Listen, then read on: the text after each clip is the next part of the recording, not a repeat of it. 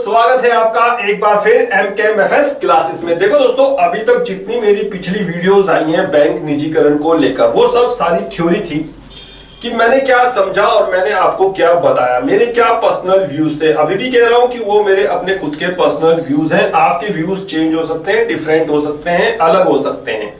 तो दोस्तों, उन सब वीडियो का निचोड़ यानी कि उसके बाद भी कमेंट्स और सब क्वेश्चंस लगातार आ रहे हैं, तो मैंने सोचा क्यों ना एक वीडियो व्हाइट बोर्ड्स पे भी बनाया जाए। जैसा मैं आपको कह रहा था कि इन थ्योरी वीडियोस के बाद एक वीडियो व्हाइट बोर्ड पे भी आएगा।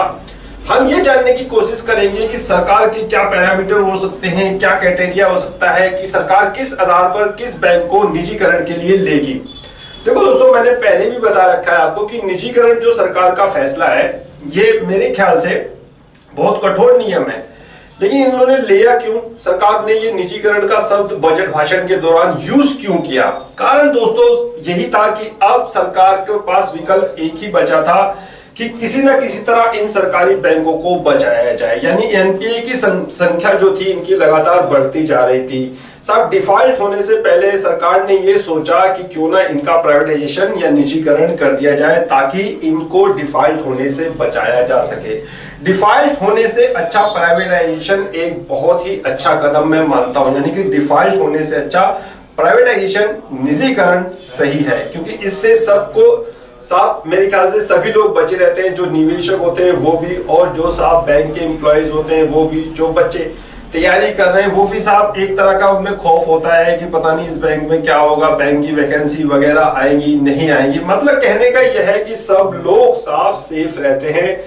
डिफॉल्ट होने से पहले यदि प्राइवेटाइजेशन होता है तो सरकार जो एम्प्लॉयज हैं उनको किसी अदर बैंक में भेज देगी, वो घबराने वाली बात नहीं है। और जिनके एफडी होल्डर है, पेंशन वगैरह है, वो सब मैंने पिछली वीडियोस में बता रखा है, उनको भी किसी प्रकार की घबराने की जरूरत नहीं है। जितने हमारे स्टूडेंट हैं उनको भी साहब अपनी प्रिपरेशन जारी रखनी है, क्योंकि साहब बैंक बंद नहीं हो रहे हैं, सिर्फ एक प्राइवेटाइजेशन की प्रक्रिया चल रही है, वो भी अभी समय लगेगा बहुत। कम से कम जो सरकारी बैंक है उनकी 6-7 संख्या रह सकती है, वैकेंसी उतनी ही रहेगी, यानी कि वैकेंसी तो कम नहीं होंगी, क्योंकि अगर मान लीजिए किसी बैंक का किसी के साथ मर्ज हुआ है तो उनकी शाखाएं भी बड़ी हैं, तो वैकेंसी तो दोस्तों उतनी ही रहेंगी, बल्कि ज्यादा भी हो सकती हैं। तो इस बारे में चिंता अपने दिमाग से निकाल दीजिए कि अब बैंक में कोई फ्यूचर नहीं है, ब्राइट फ्यूचर है अभी भी बैंक में। अभी तो ये तैयारी शुरू हुई है, क्योंकि जो निर्मला सीतारमण जी का बयान है, उन्होंने क्या रखा है कि एसबीआई जैसी 20 संस्था होनी चाहिए, 20 बैंक होने चाहिए, अगर हमें अपने देश की 5 ट्रिलियन इकोनॉमी को ले जाना है। 5 ट्रिलियन इकोनॉमिक्स अगर अपने देश की पहुंचानी है तो एसबीआई जैसी 20 संस्थाएं होनी चाहिए, 20 बैंक होने चाहिए। देखो दोस्तों, डिफॉल्ट अगर यदि कोई बैंक होता है तो ये बहुत बुरा दौर होता है पूरे विश्व पे बैंकों के लिए, क्योंकि जो बाहर की रेटिंग एजेंसियां हैं वो डाउनग्रेड कर देती हैं अपने सभी बैंकों को। जब बैंकों का डाउनग्रेड होता है तो बाहर से निवेश आना मुश्किल हो जाता है। आपने देखा होगा टेस्ला जैसी कंपनी भारत में निवेश कर रही है, वहां से कितने रोजगार के अवसर पैदा होंगे। अगर यही चीज डाउनग्रेड हो जाए, बैंक डाउनग्रेड हो जाए, बैंक हमारे देश की हमारे देश की एक मजबूत कड़ी होते हैं, यानी कि आप कह लो रीढ़ की हड्डी होते हैं पूरी इकोनॉमिक्स की। अगर बैंक का कोई डिफॉल्ट होता है, बैंक में दिक्कत परेशानी होती है, पूरी इकोनॉमी को दिक्कत परेशानी होगी, क्योंकि मनी सर्कुलेशन का माध्यम बैंक है, यानी कि बैंक से ही लेन देन होता है। अगर कोई बैंक डूबता है तो ये दिक्कत परेशानी होती है, इसलिए सरकार ने प्राइवेटाइजेशन करने का निर्णय लिया। अभी ये प्रक्रिया बहुत दूर है, उससे पहले सरकार को कई नियम लागू करने पड़ेंगे। 1970, 1901, 1980 बैंकिंग कंपनी अधिनियम में संशोधन करना पड़ेगा। मैंने कल आपको पिछली वीडियोस में बता रखा है। आज इस वीडियो में आप ये टेबल्स देख रहे होंगे, ये पूरा मेरा कैलकुलेशन है, पूरी मेरी पढ़ाई है, पूरी मेरी स्टडी है। मैंने जो कल पूरा दिन भर इसमें लगा दिया कि सरकार का क्या क्राइटेरिया होगा, किस मानकों के तहत सरकार जो है प्राइवेट बैंक को चुनेगी इन सरकारी बैंकों में से। तो इसी के लिए दोस्तों मैंने ये टेबल पहले ही उस पे मेरे ख्याल से बोर्ड पे बना दी थी, ताकि समय का जो मेरे ख्याल से इसको लिखने में काफी समय व्यर्थ होता। पहले से अगर लिखा हुआ है तो आपको ज्यादा अच्छी तरह और बहुत ही इजीली और समय की बर्बादी भी कम होगी, आपको समझ में आएगा। देखिए, सरकार का एक ही लक्ष्य है सरकार का एक ही लक्ष्य है 21-22 में 1.75 यानी 1.75 लाख करोड़ रुपए विनिवेश से जुटाए जाएं। यानी कि सरकार को अपनी हिस्सेदारी बेचकर यह पैसा जुटाना है 21-22 में। पहले यह चीज को समझना पड़ेगा आपको, फिर सारी चीज अपने आप क्लियर होती चली जाएगी। यह पैसा कहां से आएगा? बहुत सारे विकल्प हैं सरकार के पास, उसमें से 2 बैंक भी हैं। सरकार 2 बैंक में भी अपनी हिस्सेदारी बेचेगी, वहां से भी कुछ पैसा जुटाया जाएगा। बीपीसीएल, सब आपने नाम सुने होंगे, एयर इंडिया, बीपीसीएल विनिवेश वगैरह की भी प्रक्रिया चल रही है। तो आज इस बोर्ड पे हम सिर्फ 2 बैंक की बात करेंगे। इंश्योरेंस कंपनी की बात मैं अगले वीडियोस में बताने की कोशिश करूंगा, जैसे मेरे पास कमेंट्स आ रहे हैं कि कौन सी वो इंश्योरेंस कंपनी होती है जो होगी, जो प्राइवेट, मेरे ख्याल से प्राइवेट, जो गवर्नमेंट से प्राइवेट होने की दौड़ में सबसे आगे है, वो भी जानने की कोशिश करेंगे, लेकिन नेक्स्ट वीडियो में। आज हम सिर्फ बैंकों की कैलकुलेशन करेंगे, वो देखेंगे कि मानक क्या है सरकार के, किस आधार पर सरकार जो है तय करेगी उन 2 बैंकों को प्राइवेटाइजेशन के लिए। चलिए शुरुआत करते हैं। देखो दोस्तों, मैंने सबसे पहले, आप यहां देख रहे होंगे, 12 बैंकों की एक लिस्ट बनाई है। ये 12 बैंक अभी अस्तित्व में है जो काम कर रहे हैं।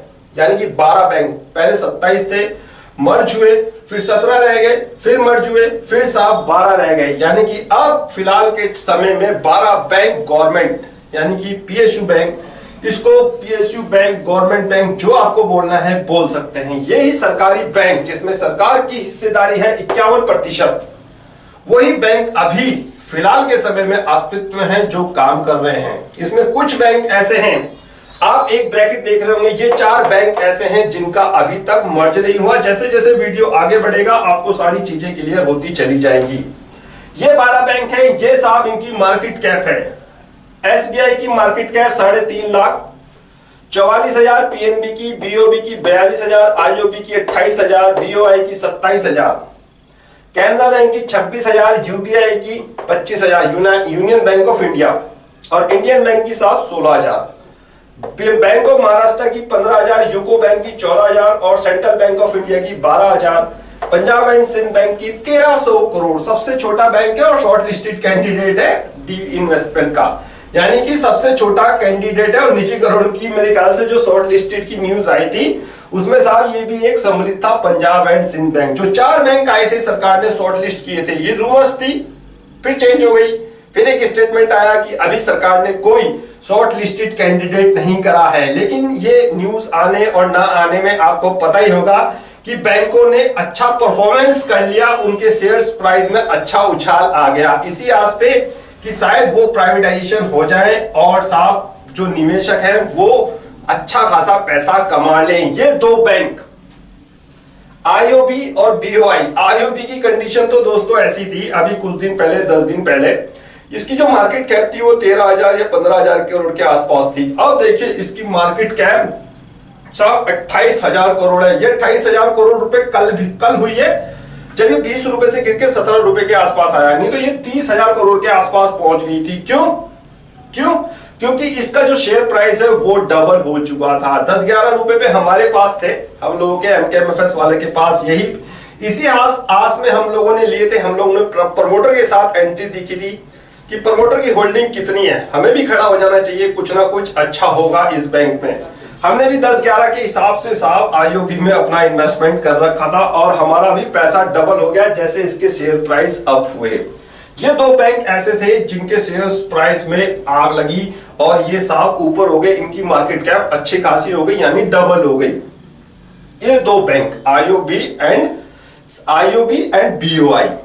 तो साहब मेरा कहने का मतलब यह है कि देखिए सबसे पहले सरकार का क्या फोकस रहेगा।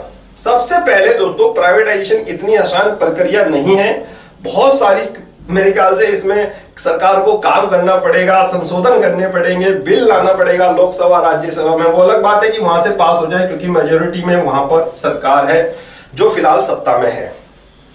तो साहब मैं बता रहा था आपको सरकार को बहुत चौड़ी लंबी प्रक्रिया करनी पड़ेगी, लेकिन उससे पहले दोस्तों सरकार ने एक खबर चली गवर्नमेंट यानी कि सूत्रों के हवाले से खबर चली और आपने देखा होगा 4 बैंकों को मेरे ख्याल से गवर्नमेंट ने शॉर्ट लिस्टेड की। एक न्यूज आई, वो न्यूज इतना काम कर गई कि साहब इनकी मार्केट कैप बढ़ गई।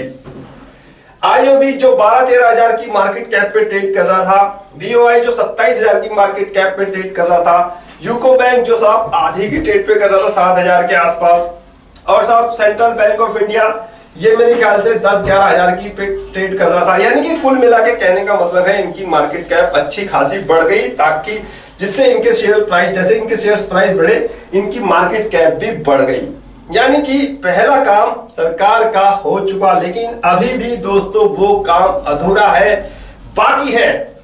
प्राइवेटाइजेशन से पहले सरकार को साहब इन बैंकों को, ये जो 4 बैंक आपको ब्रैकेट में दिख रहे हैं, BOM, UCO Bank, Central Bank of India and Punjab and Sindh Bank, इनका मर्ज करना पड़ेगा डेफिनेटली। क्यों? क्योंकि इनकी मार्केट कैप बहुत थोड़ी है।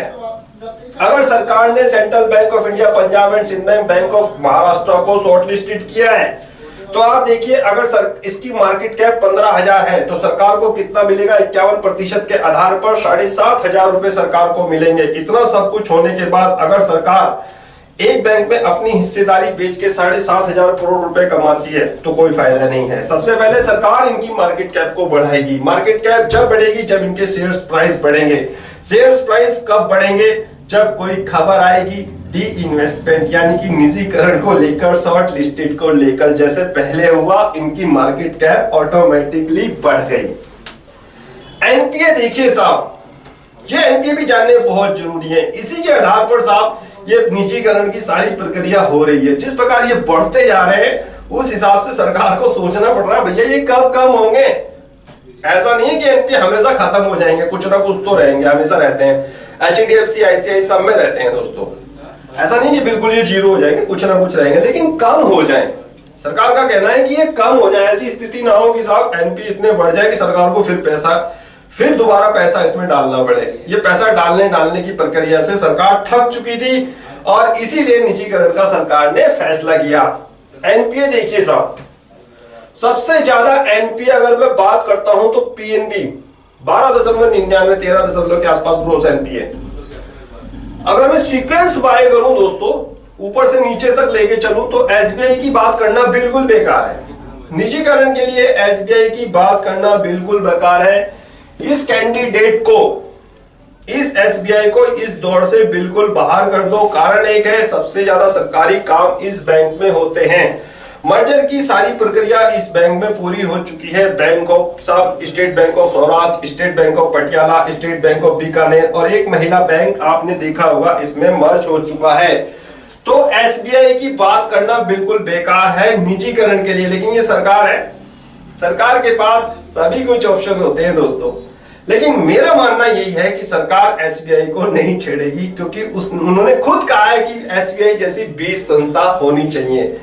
तो एसबीआई कैंडिडेट बाहर हो चुका है।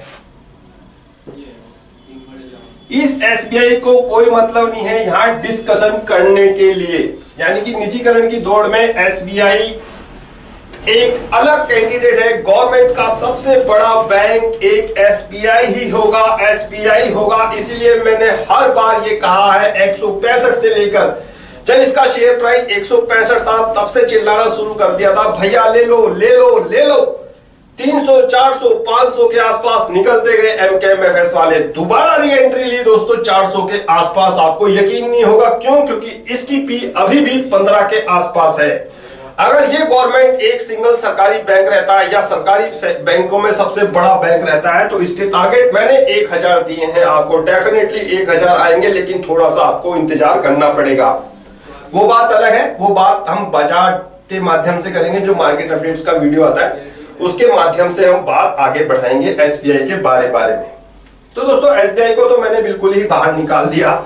अब इन एनपीए के आधार पर देखें, अगर एनपीए के आधार पर देखते हैं तो देखिए 4.03 नेट एनपीए के साथ पीएनबी साहब सेकंड लार्जेस्ट बैंक है इंडिया का। 44,000 की मार्केट कैप है। अगर गवर्नमेंट इसमें निजीकरण करती है तो गवर्नमेंट को 22,000 करोड़ रुपए मिलेंगे 51% की होल्डिंग के अनुसार। इसमें दो बैंकों का ऑलरेडी मर्जर हो चुका है, ओरिएंटल बैंक ऑफ कॉमर्स और यूनाइटेड बैंक ऑफ इंडिया का। तो ये एक कैंडिडेट हो सकता है, लेकिन अभी बाद में, अभी पिक्चर बहुत लंबी चौड़ी है, लास्ट तक जब पूरी वीडियो खत्म हो जाएगी तब आपको फाइनली दो नाम मिल जाएंगे। दो नहीं, थोड़े से ज्यादा भी हो सकते हैं, लेकिन मेरी क्या चॉइस है, मेरा क्या पसंद है, किसको मैं चाहता हूं बैंक को प्राइवेटाइजेशन देखना, निजीकरण के रूप में देखना। तो वो सारी चीजें दोस्तों मेरे ख्याल से सीक्वेंस बाय सीक्वेंस चलती रहेगी। पूरा वीडियो देखिए, आपकी आंखें खुल जाएंगी, आपको मजा बहुत आएगा। सब बहुत मेहनत करी हुई है मैंने। तो ये साहब, ये इनका एक एनपीए आधार है, बीओबी का 2.39, 8.48 ग्रॉस एनपीए। इसी तरह आप देखते चलिए, ये एक नेट एनपीए की फिगर है और ये साहब ग्रॉस एनपीए की फिगर है। इनकी मर्जर की प्रक्रिया पीएनबी में पूरी हो चुकी है। बीओबी में देना बैंक और विजय बैंक का मर्जर हो चुका है। आईओबी बीओआई कैंडिडेट ऐसे हैं जिसमें अभी तक कोई मर्जर नहीं हुआ है, इसीलिए मैं कह रहा हूं इन चार बैंकों को मैंने अलग रखा है। पहले सरकार प्रक्रिया करेगी मर्जर की, वैकेंसी अभी भी इसमें खाली है मर्जर की। ये दो बैंक ऐसे हैं जिसमें साफ वैकेंसी है, लेकिन मार्केट कैप ठीक ठाक हो गया है, तो मर्जर की कोई आवश्यकता नहीं पड़ेगी। मर्जर इसीलिए करा है सरकार ने ताकि उनकी मार्केट कैप अट्रैक्टिव दिखे। अब इनकी मार्केट कैप अट्रैक्टिव दिख गई है, दिख चुकी है, यानी कि अगर सरकार अपनी हिस्सेदारी बेचती है तो सरकार को अच्छी खासी अमाउंट मिल जाएगी। तो क्यों ना इन चार बैंकों का उन बैंकों के साथ विलय कर दिया जाए जिनकी मार्केट कैप कम है। तो bank of Maharashtra, UCO bank और सेंट्रल बैंक ऑफ इंडिया और पंजाब एंड सिंध बैंक की मार्केट कैप आप देख रहे होंगे कम है, तो इनका इन बैंकों के साथ हो सकता है विलय। वैकेंसी अभी भी खाली है। सेंट्रल बैंक ऑफ इंडिया में, कैनरा बैंक ऑफ इंडिया में सिर्फ एक बैंक का विलय हुआ था, सिंडिकेट बैंक का। Sir, union bank of India में दो बैंक हुए थे, आंध्रा और कॉर्पोरेशन। एनपीए की अगर मैं बात करूं तो 13.49 के साथ एनपीए मेरे ख्याल से 7वें नंबर पर है। इंडियन बैंक 8वें नंबर पर है, इसका NPA 3.50, net interest income, net NPA जो बोलते हैं वो, और साथ ग्रोस एनपीए 9.04। इसमें इलाहाबाद बैंक का मर्जर हो चुका था। तो दोस्तों कुल मिला के जो समरी ये निकल के आती है इस पिक्चर के आधार पर और इस विनिवेश का लक्ष्य प्राप्त करने के आधार पर, एसबीआई बाहर हो गया। पंजाब एंड सिंध बैंक छोटा बैंक है, 1300 करोड़ के आसपास की मार्केट कैप है। सरकार अगर अपनी हिस्सेदारी बेचती है तो 750 करोड़ रुपए सरकार को मिलेंगे। तो सरकार को कुछ मिलना नहीं है, क्यों फजीता ले, इतने लोगों की बुराई सहेगी साहब, और मिलेगा क्या, सिर्फ 750 करोड़ रुपए। पहले इनकी मार्केट कैप को बढ़ाया जाएगा ताकि अगर प्राइवेटाइजेशन किया जाए तो सरकार को कुछ तो मिले। तो दोस्तों वो चीज मर्ज के बाद ही पूरी होगी, यानी कि जहां जहां वैकेंसी है मर्जर की, आईओबी बीओबाई, लेकिन इनकी मार्केट कैप ऑलमोस्ट अट्रैक्टिव हो चुकी है। मार्केट कैप के अनुसार इंडियन बैंक अभी भी नीचे है। दो बैंकों की जगह होती है एक बैंक में मर्ज के लिए, तो इन दो बैंकों में से एक बैंक इंडियन बैंक के साथ जा सकता है, यानी दोनों बैंक इंडियन बैंक के साथ जा सकते हैं या एक बैंक इंडियन बैंक के साथ जा सकता है। वैकेंसी खाली है साहब, एक यहाँ आईओबी में, बीओआई में और इंडियन बैंक में, कैनरा बैंक में। चार हमारे पास बैंक हैं, चार वैकेंसी हमारे पास खाली हैं। तो सबसे पहले सरकार मर्जर की प्रक्रिया करेगी, प्राइवेटाइजेशन उसके बाद करेगी। साथ साथ भी हो सकता है ये काम दोस्तों साथ साथ भी हो सकता है, यानी मर्जर भी चलेगा और प्राइवेटाइजेशन होगा अगर सरकार को जल्दी से अपने विनिवेश के लक्ष्य को प्राप्त करना है। कैसे, देखिए, सरकार इनमें तो मर्जर की प्रक्रिया जारी रखेगी, प्राइवेटाइजेशन के लिए कैंडिडेट चुनेगी किस आधार पर, अगर सरकार चुनती है अच्छे बैंक के आधार पर जिनके एनपीए कम हो, मार्केट कैप ठीक ठाक हो, यानी सरकार अगर उनको बेचती है तो अच्छा खासा अमाउंट मिल जाए, उस आधार पर, अच्छे बैंक के आधार पर BOB Canara bank best candidate है प्राइवेटाइजेशन की दौड़ में। और मैंने भी शुरू में यही कहा था कि कैनरा बैंक और बीओबी प्राइवेटाइजेशन की दौड़ में सबसे टॉप के कैंडिडेट हो सकते हैं, सबसे टॉप हो सकते हैं। कैसे साहब, देखिए, बीओबी का इस समय नेट एनपीए 2.39 है और ग्रॉस एनपीए 8.48 है। इसमें दोनों की मर्जर की प्रक्रिया पूरी हो चुकी है, काम लगभग पूरा का पूरा हो चुका है। मार्केट कैप 42,000 करोड़ के आसपास है, अट्रैक्टिव मार्केट कैप है। जब भी दोस्तों सरकार अगर अपना हिस्सा बेचती है, याद रखना, एक बिजनेस पॉइंट की बात बता रहा हूं, जब भी कोई चीज अगर हम लोग बेचते हैं तो जो सामने खरीदार होता है वो ये देखता है कि जो मैं पैसा लगा रहा हूं वहां से मुझे रिटर्न कितना मिलेगा। सब यही सोचते हैं अगर मैं कोई चीज बाहर खरीदने जा रहा हूं तो अच्छी और सस्ती ढूंढूंगा। अच्छी और सस्ती में साहब बीओबी मेरे ख्याल से एक ठीक ठाक है। 42,000 करोड़ की मार्केट कैप है, 51% के हिसाब से सरकार अपना हिस्सा बेचती है, तो 21,000 रुपए सामने वाले जो मेरे ख्याल से खरीदेगा, प्राइवेटाइजेशन जब होगा बीओबी का, जो सामने वाला खरीदार होगा तो उसे 21,000 करोड़ रुपए देने पड़ेंगे। अब इसमें सरकार की यह भी मंशा हो सकती है कि सरकार अपनी पूरी हिस्सेदारी बेचे या थोड़ी कम बेचे, ये भी हो सकता है। पूरी की पूरी हिस्सेदारी बेचती है या सरकार थोड़ी सी होल्डिंग अपने पास रखती है। ये सारी चीजें दोस्तों मेरे ख्याल से स्टेप बाय स्टेप क्लियर होती चली जाएंगी, क्योंकि जैसे जैसे मीटिंग होंगी फाइनेंस मिनिस्टर की या फाइनेंस मिनिस्टर की तरफ से कोई स्टेटमेंट आएगा, वो सारी चीजें धीरे धीरे धीरे स्टेप बाय स्टेप क्लियर होती चली जाएंगी। तो जैसे जैसे न्यूज आएंगी उसके आधार पर सारे व्यूज चेंज होते चले जाएंगे। जो अर्ली व्यूज हैं, जो अर्ली मेरे व्यूज हैं, एमकेएमएफएस की व्यू है, वो मैं आपको बता रहा हूं। बीओबी को साहब अगर कोई खरीदता है उसे 21,000 रुपए पे करने पड़ेंगे। इसको एनपीए इस आधार पर लेना पड़ेगा। गवर्नमेंट एनपीए का क्या सेटलमेंट करती है, एनपीए भी देती है या एनपीए का क्या सेटलमेंट करती है, क्योंकि जो खरीदार होगा एनपीए बने गवर्नमेंट काल में तो सामने वाला कहेगा यार ये तो आपके एनपीए हैं, मैं क्यों लूं। अब देखते हैं इस एनपीए और ग्रॉस एनपीए का सरकार किस तरह सेटलमेंट करती है। बैंक को प्राइवेटाइजेशन करने से पहले कितनी हिस्सेदारी बेचती है ये भी देखने योग्य होगा। तो अच्छे बैंक के लिए दोस्तों मैं बता रहा था क्राइटेरिया, एनपीए देख लो, अच्छा बैंक आपको दिख जाएगा। इसकी मार्केट कैप ठीक ठाक है। कैनरा बैंक दूसरा कैंडिडेट है। एनपीए देख लीजिए 2.64 और ग्रॉस एनपीए 8.25। इसमें एक दिक्कत है, इसमें सिर्फ एक ही बैंक का मर्जर हुआ है। या तो सरकार पहले इस एक बैंक को मर्ज करेगी फिर बाद में इसका प्राइवेटाइजेशन करेगी। तो अच्छे candidate BOB and Canara bank अगर अच्छा आधार देखते हैं, कोई सरकार ये देखती है कि इन बैंकों को बहुत जल्दी खरीदार मिल जाएंगे, यानी हमारा जो लक्ष्य है वो प्राप्त हो सकता है, यानी कि कुछ पैसा बैंक को जो हम 2 बैंक प्राइवेटाइजेशन कर रहे हैं उसमें से आ सकता है, क्योंकि खरीदार भी होना बहुत जरूरी है। बिना खरीदार के लिए तो सारी मेरे ख्याल से कल्पना करनी बेकार है। अगर मान लिया हम सामने किसी को कोई चीज लेके जाए, पता चला सामने खरीदार नहीं है, तो हम कहां इन्हें बेचेंगे। तो सामने का खरीदार भी देखना। खरीदार क्या चीज देखेगा, खरीदार देखेगा सस्ता और अच्छा। सस्ता और अच्छा साहब इन्हीं एनपीओ के आधार पर होता है तय। बुरे बैंक अगर सरकार देखती है कि भाई इनसे अपना पल्ला छुड़ा लो, सरकार देखती है, लेकिन सरकार को इतनी आसानी नहीं होगी इन बैंकों से पल्ला छुड़ाना, क्योंकि जो ये एनपीओ ग्रोस एनपीए है ये सरकार के कार्यकाल में बने। अगर सरकार देखती है बुरे एंड मेरे ख्याल से जो जिनके एनपीए सबसे ज्यादा है, जो खराब स्थिति में है, जिनके एनपीए सबसे ज्यादा है, अगर उनको प्राइवेटाइजेशन करती है, कितनी हिस्सेदारी बेचती है तो बात की बात है। पीएनबी टॉप मेरे ख्याल से सबसे टॉप पर मेरे ख्याल से ये बैंक ऑफ इंडिया आ रहा है और शॉर्ट लिस्टेड कैंडिडेट भी है जो रूमर्स है। तो साहब अगर सरकार देखती है कि बैंक ऑफ इंडिया में एनपीए बढ़े हुए हैं, इसको बेचने में फायदा है, तो सरकार को 13,500 ही मिलेंगे।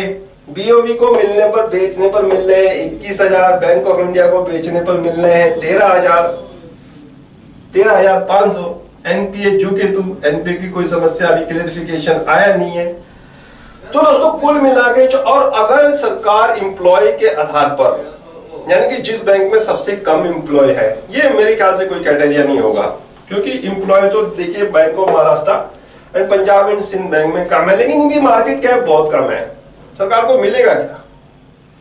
तो सबसे पहले कुल मिला के आज जो हमने ये बात इस टेबल के माध्यम से समझी है वो यही है कि सरकार सबसे पहले इनकी मार्केट कैप को ठीक करेगी, मर्ज करे, सबसे पहले बैंकों का मर्ज करे, जो ये प्रक्रिया शुरू होती आ रही है। या दूसरी बात हो सकती है कि मर्ज यानी कि मर्जर की प्रक्रिया साथ चलेगी, प्राइवेटाइजेशन के नाम डिक्लेयर हो सकते हैं। अच्छे के आधार पर बीओबी कैनरा और खराब स्थिति के आधार पर बीओआई एंड साहब आपका यूबीआई भी हो सकता है, बीओआई भी हो सकता है। इसमें तो बहुत सारे कैंडिडेट हैं क्योंकि ग्रॉस एनपीए इनके बहुत बड़े हुए हैं।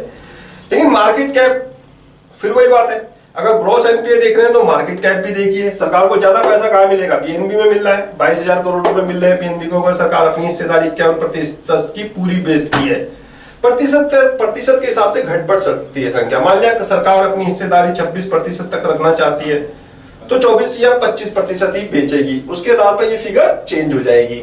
मैंने आपको 51% के आधार पर बताया है।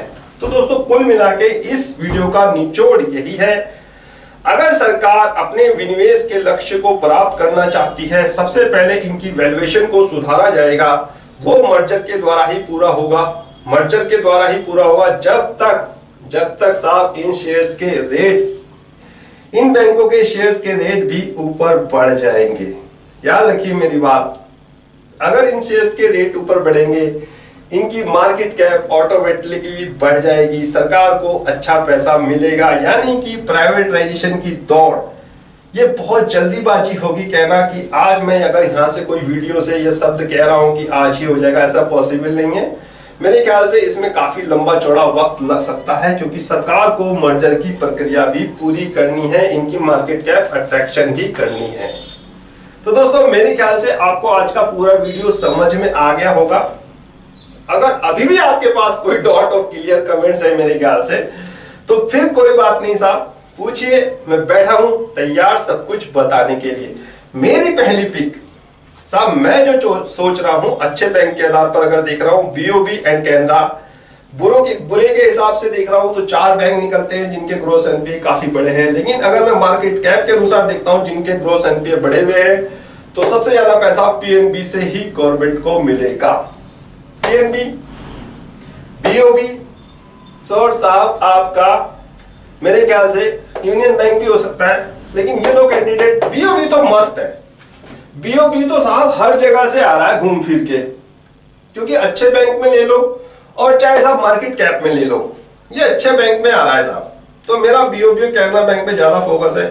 अब देखते हैं सरकार का पैनल है, सरकार किसको क्राइटेरिया लेती है, किसको साहब पैरामीटर किस आधार पर लेती है, क्या ब्लूप्रिंट निकल के आता है, क्या फाइनलाइज होते हैं। 24 तारीख को कह रहे हैं कोई मीटिंग है निर्मला सीतारमण की, तो जब तक सारे नाम क्लियर नहीं होंगे तब तक ये सारी बातें एक बातें ही हैं दोस्तों। एक अपने सबके अपने पर्सनल व्यूज हैं, सब लोग अपनी अपनी गणना करते हैं अपने अपने लोगों के हिसाब। जैसे हम एमकेएमएफएस वाले हैं, तो एमकेएमएफएस वाले की जितने व्यूअर्स हैं, सब्सक्राइबर्स हैं, मेंबर्स हैं, उनको समझाने के लिए हमेशा मैं तैयार रहता हूं, और उसी समझाने के आधार पर मैंने आपको ये टेबल बना के दिखाई। तो मेरे ख्याल से दोस्तों आपको सारी चीजें समझ में आ गई होंगी। और अभी भी आपके पास कोई क्वेश्चंस कमेंट रहता है तो मैं तैयार हूं, पूछिए। कल कोई फिर नया वीडियो लेके आऊंगा, व्हाइट बोर्ड पे आपको समझाने की कोशिश करूंगा। आज का दोस्तों वीडियो अब होता है यहीं समाप्त। करिए नेक्स्ट वीडियो के लिए इंतजार। तब तक दोस्तों आपसे नमस्कार।